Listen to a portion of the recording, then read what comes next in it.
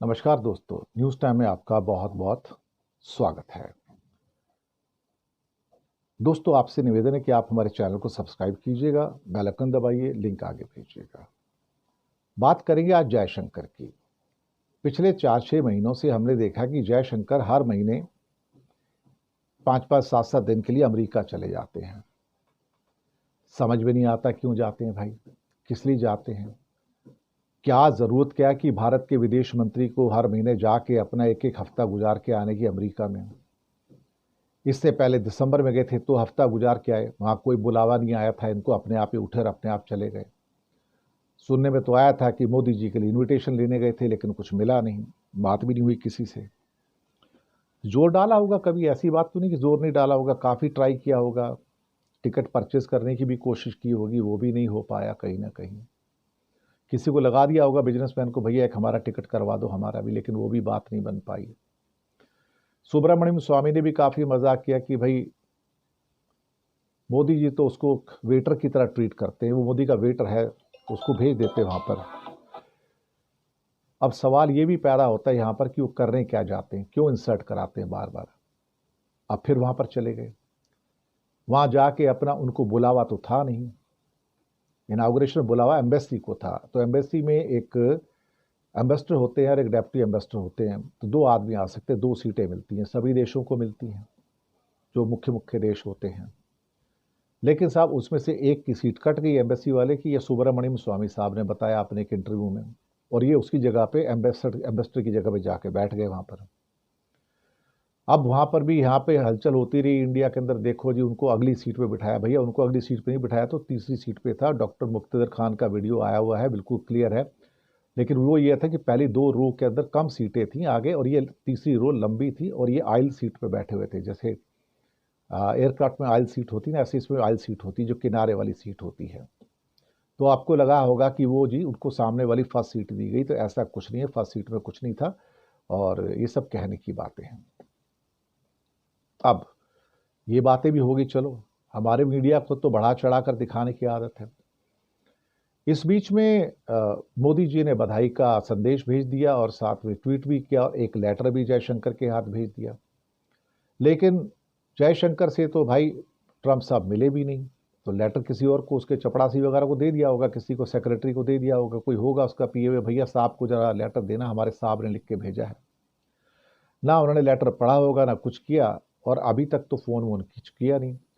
जयशंकर तो बड़ी बड़ी बातें कर रहे थे एक इंटरव्यू में कि पहले 3 लोगों को जो फोन किया था पिछली बार जब राष्ट्रपति बनने थे, उनमें से एक मोदी जी थे। इस बार तो ना जाने कितनों को फोन कर चुके हैं, और डावोस के अंदर भी चले गए हैं। अब तो वर्ल्ड इकोनॉमिक फोरम में ट्रंप साहब गए हुए हैं, और वहाँ पे मोहम्मद बिन सलमान से मिल रहे हैं, काफ़ी और लोगों से मिले हैं। मोदी जी तो वहाँ गए नहीं। वैसे तो मोदी जी को भी डावोस में जाने का बड़ा शौक रहता है, स्विट्ज़रलैंड के अंदर, कि वहाँ पे सबसे मुलाकात होगी, लेकिन पता नहीं ऐसा क्या था, क्योंकि उनको इस बात का डर था कि वो डावोस में चले गए तो ट्रंप उनसे नहीं मिलेंगे, तो उनकी और इंसल्ट हो जाएगी।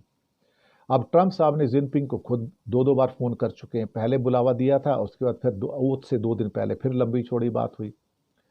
धमकी तो दे रहे थे 60% उसके बाद ड्यूटी मार देंगे, लेकिन अभी तक तो मारी नहीं है। चलो ये भी बात हो गई। और फिर उसके बाद जयशंकर, जो हमारे जो मेन मुद्दा जिस पर बात कर रहे हैं, वो शख्स जो तस्वीरें दिखा रहे हैं, वो काश पटेल और विवेक रामास्वामी के साथ, भैया वो कौन है, नॉन एंटिटीज है वो, तो उनके साथ क्या फोटो खिंचा रहे हो। फिर यहाँ पर इनकी मीटिंग होती है, क्वाड की मीटिंग होती है, 4 विदेश मंत्रियों की, अमेरिका की, इंडिया की, जापान की, ऑस्ट्रेलिया की। मीटिंग में क्या हुआ, कुछ नहीं हुआ। मैं पहले ही कहता आया हूँ कि जो क्वाड है वो कॉफ़ी टेबल है, उस कॉफ़ी टेबल के अंदर कुछ नहीं होता, लोग कॉफ़ी चाय पी के घर आ जाते हैं, उसमें से कोई निर्णय नहीं होता है। चाइना वैसे भी क्वाड को एंटी चाइना गैंग बोलता है या ग्रुप बोलता है। लेकिन ये कौन सी मीटिंग हुई भाई, जब वहाँ पे कुछ हुआ नहीं, उसके बाद कोई प्रेस कॉन्फ्रेंस ही नहीं हुई, ऐसा तो कभी होता नहीं है। उसके बाद जो मार्को रूबियो के साथ बैठक हुई 5-10 मिनट की, उसके बाद भी कोई प्रेस कॉन्फ्रेंस नहीं हुई। फिर हमारे विदेश मंत्री जयशंकर जी अपने वाशिंगटन डीसी के एम्बेसी में आके वहाँ 2-4 लोगों से मिलते हैं, वहाँ से बात करते हैं प्रेस वालों से, यानी कि कुछ भी नहीं हो रहा था। जो फोटो निकल के आए मार्को रूबियो और जयशंकर के, दोनों इतने स्टिफ थे, जयशंकर भी अनकंफर्टेबल थे, मार्को रूबियो के चेहरे पे तो मुस्कुराहट नाम की चीज़ नहीं थी। इसका मतलब है कि वो भारत से अनकंफर्टेबल है, जयशंकर नहीं, भारत से अनकंफर्टेबल है। ये बात पहले तय हुई कि उनका जो रवैया होगा भारत के प्रति वो इतना सहज नहीं होगा। और जयशंकर भी शायद अपने आप को बड़ा अनकंफर्टेबल महसूस कर रहे थे। लेकिन अब ये मुल्क ठहरा अमेरिका, तो उसके खिलाफ क्या बोलें। कोई और मुल्क होता तो अब तक तो जयशंकर ब्लास्ट कर देते थे, ना जाने क्या क्या बोल देते थे। उनके अंदर बड़ी हिम्मत है उनके अंदर बोलने की, सब कुछ बहुत उल्टा सीधा बोलते रहते हैं कई देशों के खिलाफ ये, लेकिन अमेरिका के खिलाफ नहीं बोलते हैं। पता नहीं उनको क्या टांगे कांपती हैं, क्या होता है। अब एक तो ये है कि मुझे लगता है कि जयशंकर से मार्को रूबियो या ट्रंप जो पूरी सरकार है वो इंडिया से खुश नहीं है और मोदी से खुश नहीं है। शायद पर्सनल उनकी जो एक किस्म से हो सकता है कि कुछ अनकंफर्टेबल ये बातें हो रही हैं।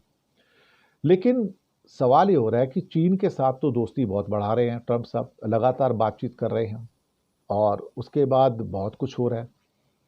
इवन चीन का जो टिकटॉक का फैसला था उसको भी 75 दिनों के लिए बदल दिया, वहाँ भी तो उसके प्रति बड़ा नरम रुख लेके चल रहे हैं। लेकिन इंडिया को लेके अभी तक कोई भी ऐसा स्टेटमेंट आ नहीं रहा है ट्रंप का, खासतौर से ओथ लेने के बाद, जिसमें ये लगे कि ट्रंप इंडिया के बारे में सॉरी सोच भी रहा है। भारत खुश करने में लगा कि उससे ज़्यादा विस्की खरीद लेगा, स्टील खरीदेगा, क्रूड ऑयल खरीदेगा, बाकी चीज़ें खरीदेगा, और साथ में क्या कहते हैं कि इंपोर्ट बढ़ाने के चक्कर में है। और जो 18,000 लोग जो इलीगल है, जिनको पहले लॉट में इंडिया में वापस आना है, उसकी बात भी बहुत हो रही है, तो वो भी वहाँ भी अनकंफर्टेबल हो रहा है। अब देखो प्रॉब्लम क्या है ना कि इंडिया अमेरिका से अपनी तुलना नहीं कर सकता। जो तुलना जो होती है ना बराबरी वाले की होती है। इंडिया अमेरिका बराबर नहीं है, दोनों में बड़ा ज़मीन आसमान का फ़र्क है साहब। वो इंडिया से 10 गुना बड़ी इकॉनमी है, 10 गुना, टेक्नोलॉजी में हो, मिलिट्री में हो, इकॉनमी में हो, वो 10 गुना ज़्यादा है। तो उस हालत में अगर हम ये देखें कि इंडिया अपने आप को अगर विश्व गुरु बन के अमेरिका के बराबर रखने की कोशिश करेगा, तो उससे उसे कुछ प्राप्त होने वाला तो नहीं है। ये बात तो बिल्कुल पक्की है। खैर, अब जो भी है, जैसा भी है, लेकिन कहीं ना कहीं हमें इस बात का आभास तो है कि जयशंकर साहब हर महीने जाते तो हैं, लेकिन वो अपनी इंसर्ट करा के वापस आ जाते हैं। एक्चुअली वो इंसर्ट उनकी नहीं हो रही है, भारत की हो रही है। क्यों जाने की ज़रूरत है जब आपको बुलावा नहीं आया वहाँ पर? तो क्यों जा रहे हो? बेगानी शादी में अब्दुल्ला दीवाना, हर जगह नाक घुसेड़ते रहते हैं। भाई बाकी कंट्री भी तो है, वहाँ चले जाओ ना जहाँ इज्जत मिलती है। पिछले 5-6 महीने से हर महीने कोई ना कोई बहाना बना के अमेरिका चले जाते हैं।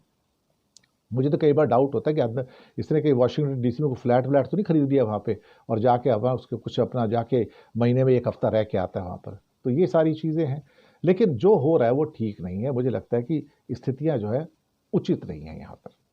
शुक्रिया आपका बहुत बहुत।